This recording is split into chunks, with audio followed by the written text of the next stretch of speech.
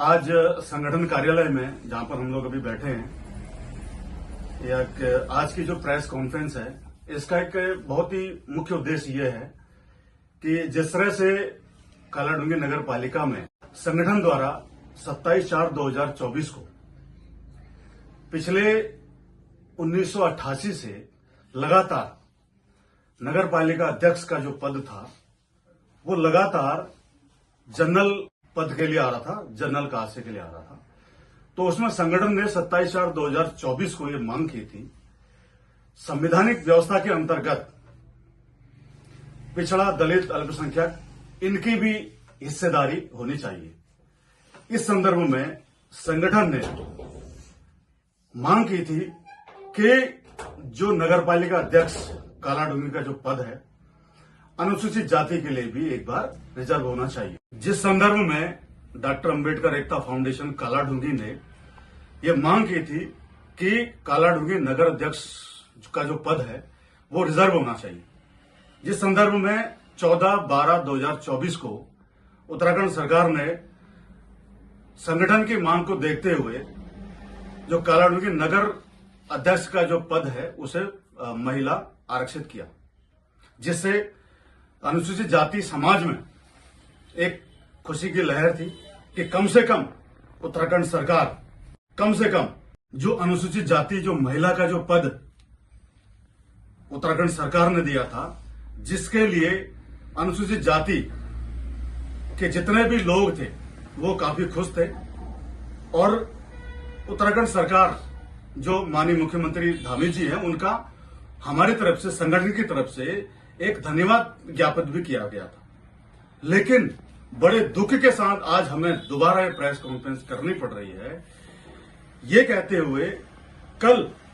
23/12/2024 जो कालाडूंगी नगर अध्यक्ष का जो पद था, महिला आरक्षित जो थी, उसको बदलते हुए अनुसूचित जाति के जितने भी यहां पर लोग थे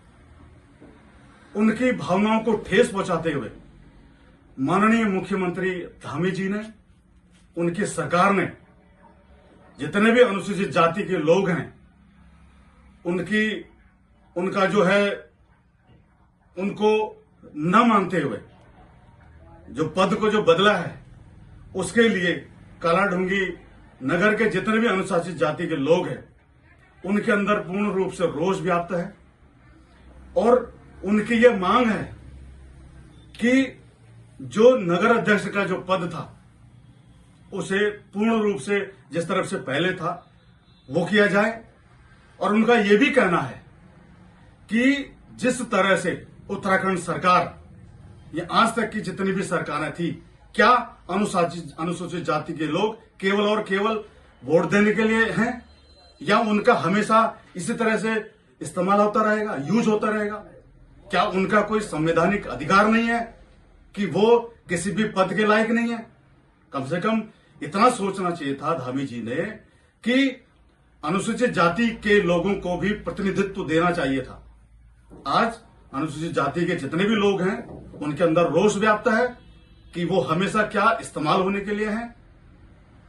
हमारे साथ दोयम दर्जे का जो है फिर से एक ऐसा प्रयास किया गया है, दोयम दर्जे का हमें नागरिक समझ के हमारे अधिकारों को छीनने का काम किया गया है, जो अनुसूचित जाति के लोग बिल्कुल भी कतई बर्दाश्त नहीं करेंगे। अब वो पहले के जैसी राजनीति नहीं रह गई है कि सरकारें पहले कुछ भी करती थी और अनुसूचित जाति के लोग उसमें किसी तरह का कोई भी प्रतिक्रिया नहीं देते थे। लेकिन